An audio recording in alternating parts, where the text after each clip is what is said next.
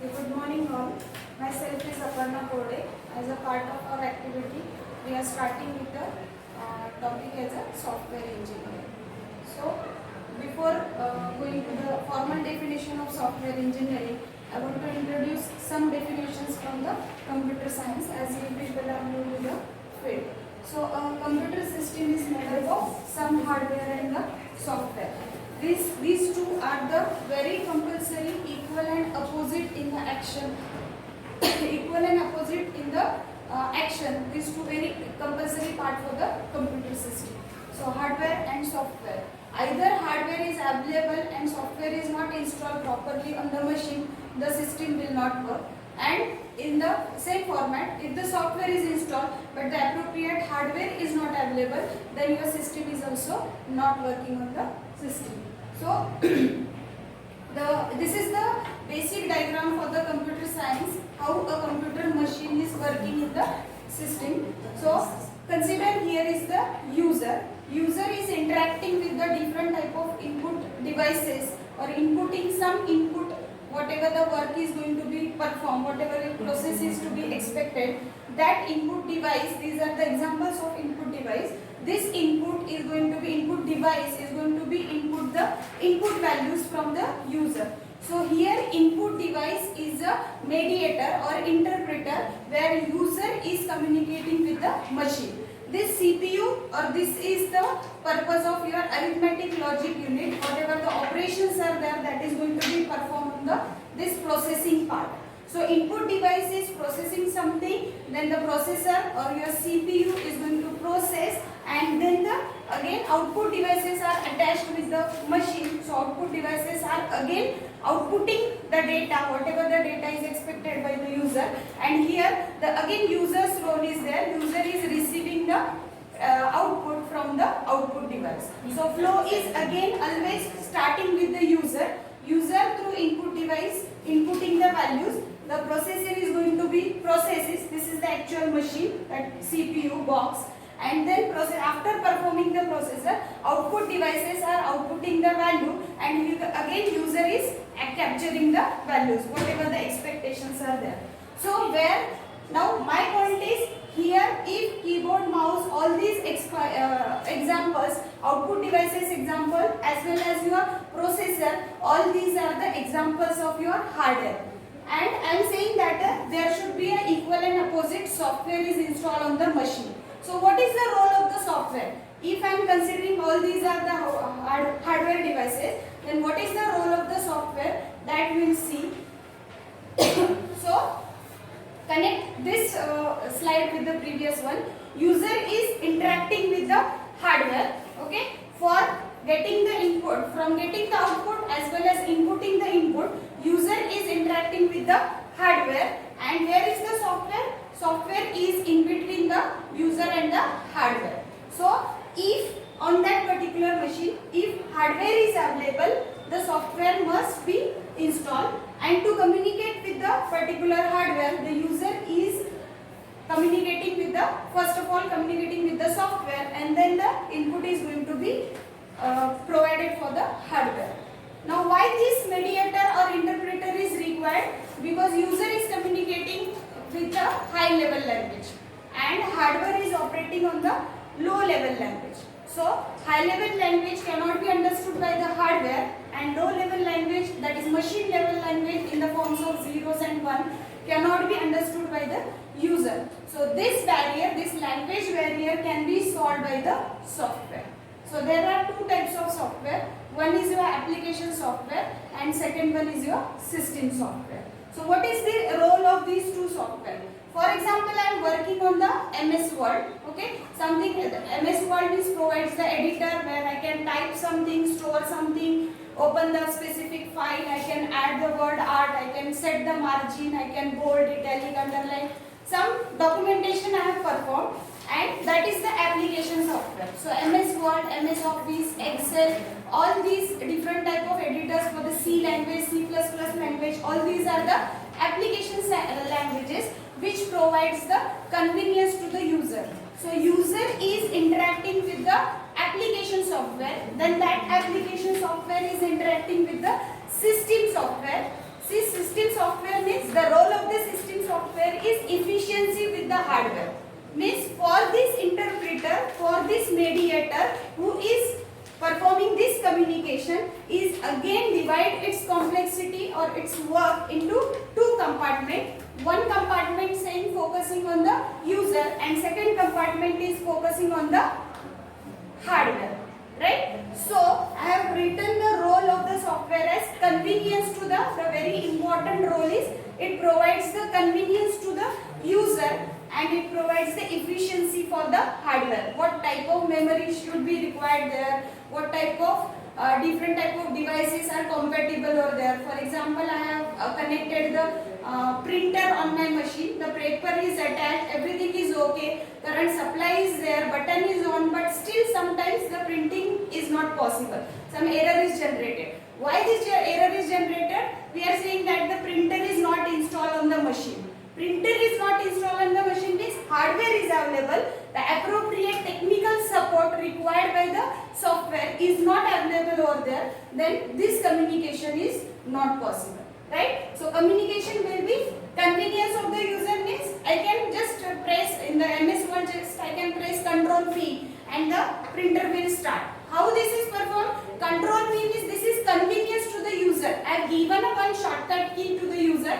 He just whenever you want to take a print out, you just press Control P. So this is convenience to the user. First role. Okay. After that, the meaning of the Control P is conveyed to the operating system, and that is the role of your system software. And this gives the language. This gives the command in the form of machine language, and so it provides the efficiency to the hardware. Efficient or optimum utilization hardware is optimum utilization of the hardware is our target.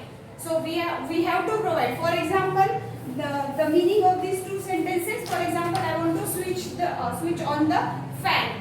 So my purpose is to operate the hardware, and that button which is going to be used for on or off, whatever switch is there, that is considered as a user interface. So I cannot directly every time go to the particular cabling, attach the cabling, and then the fan will start. Even the small kid should go to the particular button and it should be able to start the machine or start the particular fan. So convenience to the user, a non-computer person can easily handle it. Even we all people are just going to the word, typing the content and pressing the Control P. The printer is going to be start and the printout will be ready. This is because of this convenience which is given by the user. This is the first role of the software. This role is again conveyed to the hardware through system software. So this system software provides the efficiency for the hardware. Okay. So this is your basic requirement of our topic is software engineering. So first of all, I am focusing on what a software is, what is its role, and what is expected in the software engineer. So this is the basic knowledge that you need for the software. So whatever I have explained, a user is using the application softwares and number of application softwares are installed on my machine. That is conveyed to the properly conveyed in the hardware language, machine language, from application software to system software. That can be operating system, Windows, Linux, and many system softwares, utility softwares are there. That will be communicating with the hardware. I feel virtually directly I am giving the command to the hardware. Okay, this is my assumption actually, but the fact is that there should be a software which is working for the communication of this. So actual communication is user, software, and then the hardware. Clear? Good to go. Now we are switching to the software engineering part. Okay, so whenever we are developing a particular software and other products are in the market, what is the differentiation between the other software as a product and other products in the market? Specific type of mobile phone. Mobile phone is a product which I want to I'll go to the particular shop, purchase the phone and use it. Okay, that is again some sort of software is required, some sort of hardware is required. So what type of different characteristics a software product is having, that we'll understand, and that we have to, why this is need to study. The first very important important factor is that the software should be developed or engineered. We cannot manufacture it in the classical sense. Means there is in the world very big research is developed on this, and the research says that there is no any specified perfect machine is there ki just raw material is put into that machine and output will be as a software. So every time we need to develop it. Depending on the skill and experience of that particular developer team, we are performing some sort of development, and so software manufacturing word is incorrect. So we have to always write it as a software development or software engineering, because the classical production of the software, whatever the other production are in the market is going to be performed, that is not possible for the software. We have to engineer it. So first of all, this is the first characteristic. The second one is software doesn't wear out. For example, every product which I can touch, I can feel. For example, this table, it has its own lifetime. After 25 years, after 50 years, after 10 years, that particular product is going to be vanished, and it will not work properly, whatever the expectations are there. So this is not possible in case of software. For example, software in simple language we can consider it as a software doesn't have any type of expiry date. For example, many years back the notepad is developed and installed. After that the research is performed and the new feedbacks is given by the customer, and new versions of words are in the market. MS Word is in the market. But still today also we can install the notepad and use it. This it doesn't have any type of expiry date. This is very important. Second characteristics. Now the third one is most software is custom built. Custom built means it is going to be engineered. My point of view to see that particular problem is different than other person. So any problem can be understood by the specific problem, in the sense the problem definition of the software which is to be required by the customer, that will be different. The point of view of the study will be different. So it is called as the software is custom built rather than being assembled from the existing components. Some existing components are there, existing small softwares are there that directly I can install in another software.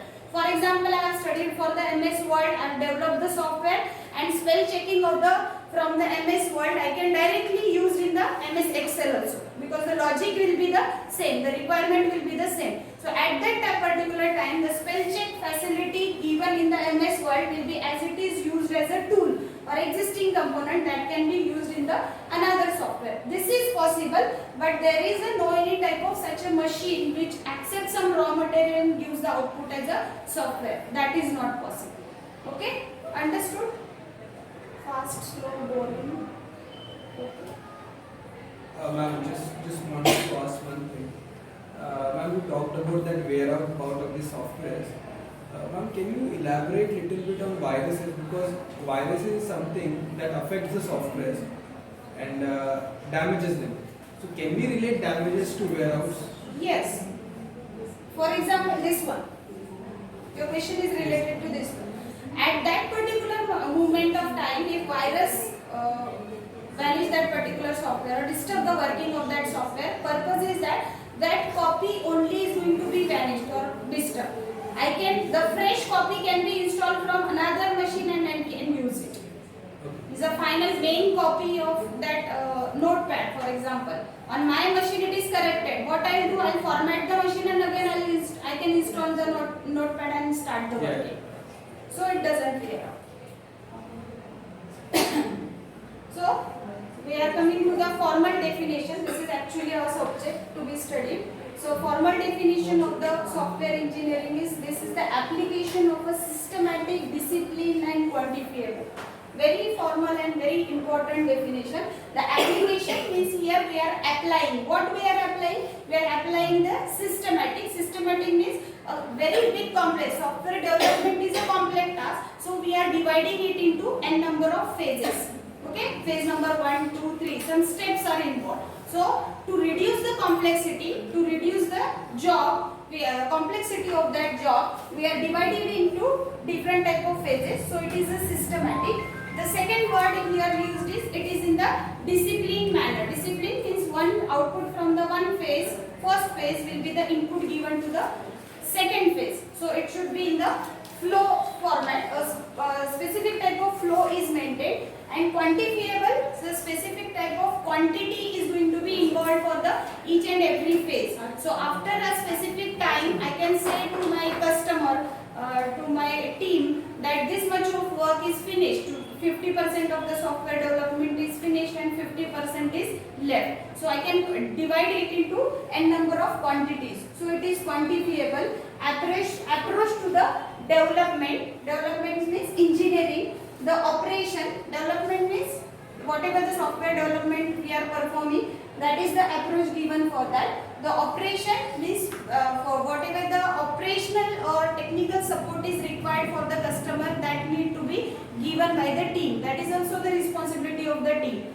Just I have developed the software, install on the customer's machine, and my role is finished. That will not work. So every time you need go to the customer, take the feedback. If corrections are there, do the corrections.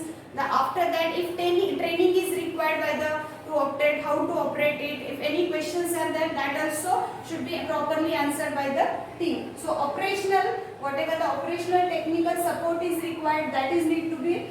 And very important is maintenance of the software. What type of do's and don't do's are associated with the software. Don't keep the copy of this particular software on this machine. Backup should be provided, UPS should be there. Whatever the technical support for the maintenance of the software is required, that if any type of antivirus is expected, that is also considered under the maintenance of the software. So this software engineering is not only related with the development, but it is also related with the operation as well as for the maintenance of the software. And this application, that is the application of the engineering to the software.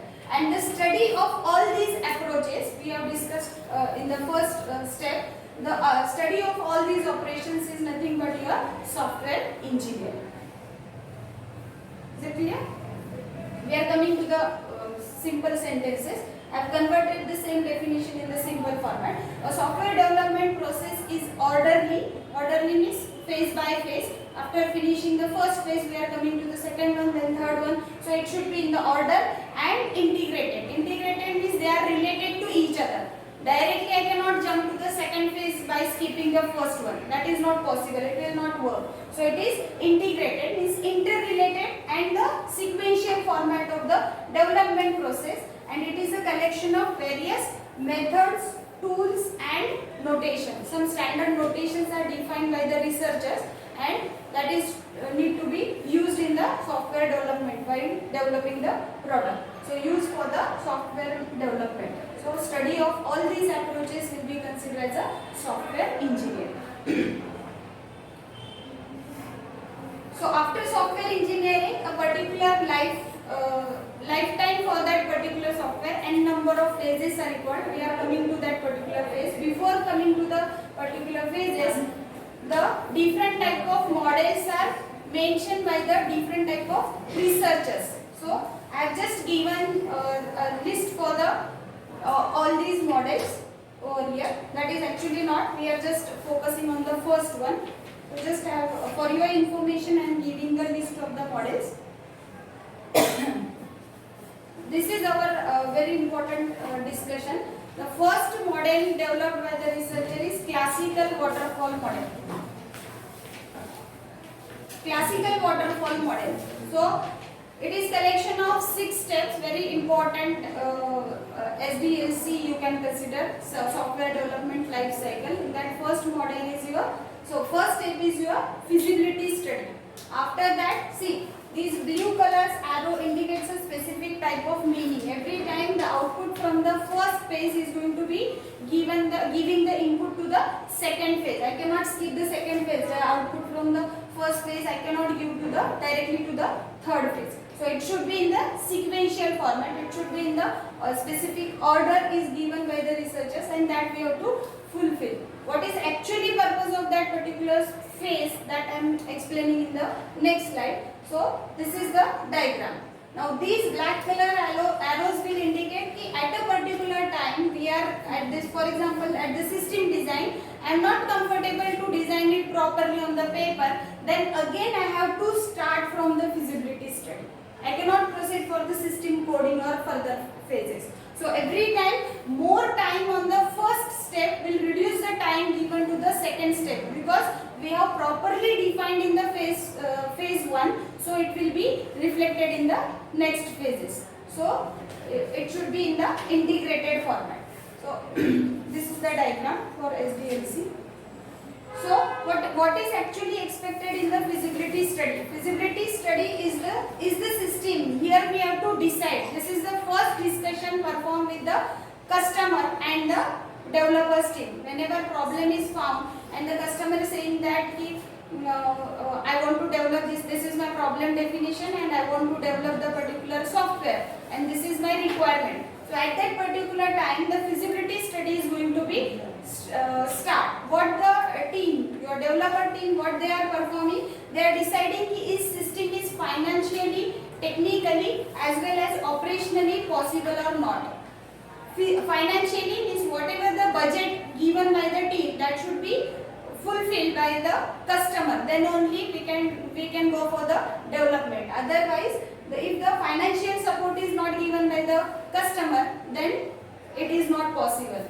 The second factor is technically it should be possible. Means whatever the team we are having, then number of programmers are involved, so technical support should be given by the team, then and then only. So financial support by the customer and technical support by the team is very important decision we can consider for this phase, then and then only we can go for the this feasibility study. And the third very important is operational feasibility.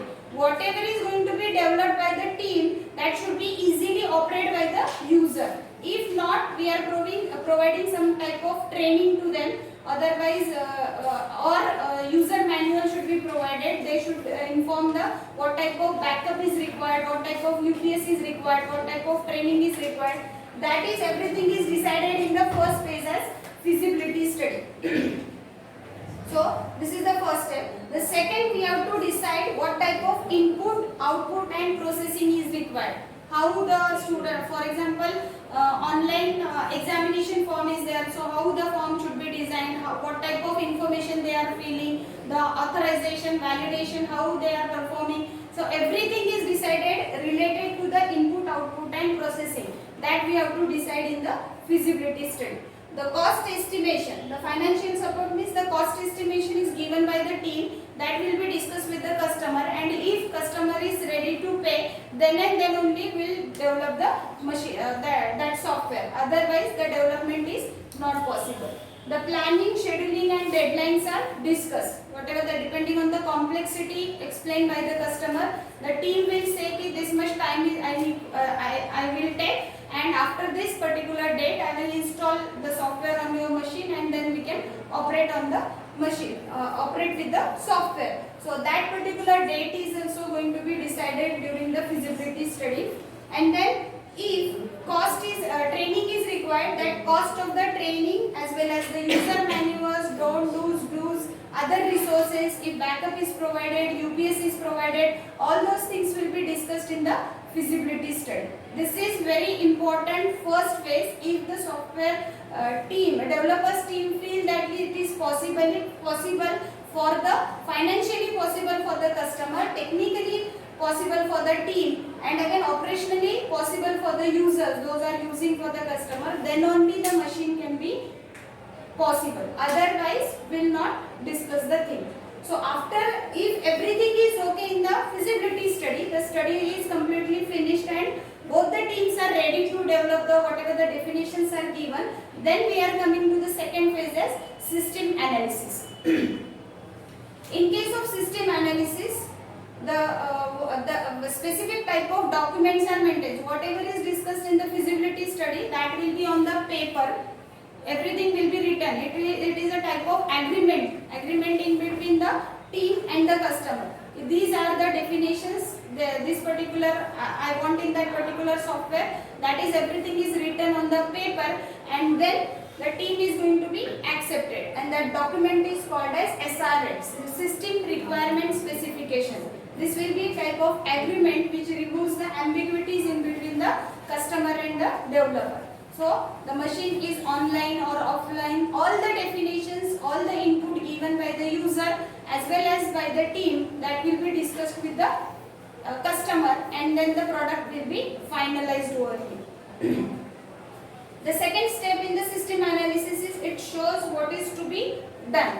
What is to be means it will make a list of the different type of facilities that are expected in the software. So that list is going to be performed. How it is going to be performed, that is not the part of analysis. That is going to be decided in the, or that is going to be discussed in the design phase, which is after the analysis phase. So what to be done, that will be listed down in the analysis phase, and how it should be done, it will be listed in the design phase. That is the third phase. The third step in the system analysis is input. It will decide what type of inputs are inputted to the system, what type of output is going to be output is going to be displayed by the software, what type of functional and non-functional requirements, what type of performance is expected. For example, at the time of entry, the student is entering, coming with the iCard, and that iCard will be going to be swapped in a machine. So for that swapping of that machine, I need some type of hardware. That hardware support is also given by the team. So team should be technically that provide that particular facility. Yes, we are going to give that particular machine, and then you can swap the card and then enter to the machine. So that is going to be functional and non-functional as well as performance requirement is going to be discussed in the analysis phase. Yes.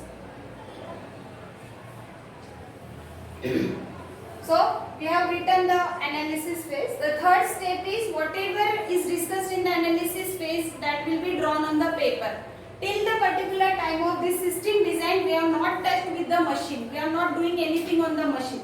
Everything, this feasibility study means discussion in between the customer and the team. Okay. So whatever is discussed with the customer, that will be informed to the team. That is the responsibility of the system analysis. Okay. After that, the system design will be the drawing on the, means whatever the future system is there, whatever the system is expected by the customer, that will be drawn on the paper. So if it is this phase is consisting of many drawings, so this is called as system design phase. Okay. So whatever is conveyed in the this SRS document is in the simple English format, and that will be drawn on the paper in the system design phase. After the design, that papers will be supplied to the system coding phase, and the programmer, with the help of their programming knowledge, the technical knowledge, this actual system is coming to the existence. Here the machine, the programmers will be sitting in front of machine, typing the programs, execute their programs, and see whatever the functional expectations are given in the requirement analysis, that will be fulfilled or not. That is going to be coded in the system coding. Okay. So actually programming will be over here. After this coding, the machine is going to be tested. This is called as system testing.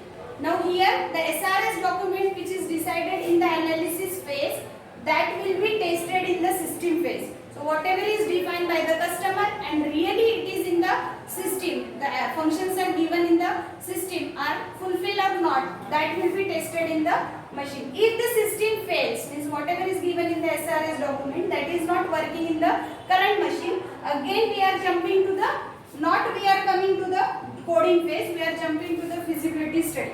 Again we are meeting with the customer, whatever the definitions are given, the new SRS will be formed, the new designs will be added or new designs will be drawn, again the new coding will be performed, and again we are testing with the, till the time whatever is given in the SRS should be fulfilled. That is the target of your system testing. And after system testing is, this is perform on the developer's machine. The specific type of environment is known to the developer, and developer is performing the operations, performing the coding and testing on the machine testing of the system on the developer's team, the same thing is going to be installed on the customer's machine, and then here is again another type of testing is going to be performed. In the new environment, the same software is going to be work properly or not. That is going to be tested in the system maintenance, and after that, if the customer is with the satisfaction, then we are saying that the software is properly installed, the setups are given, the backup is provided, the training is given, the user manual is provided, everything is okay, and then we'll see that now the software is ready to operate. If not, after this the system may crash. So whatever the requirements are there, system at the after, because at the customer side, the developer side, the system is working, but in the new environment with the new version of the RAM, new software supports, new Pentium versions, the other technical support, the system is not working. Again we are coming to the feasibility study and checking that what type of problem is associated with the machine, and again we are responsible. The developers team will be responsible for the installation. So installation will be performed. If user is saying that color is not good, then change the color. If I am not able to save this particular file, then go to that particular setting of that machine and provide the technical support. That comes under actually training. That is again expected by the team also. Okay, and after this the system will be in use.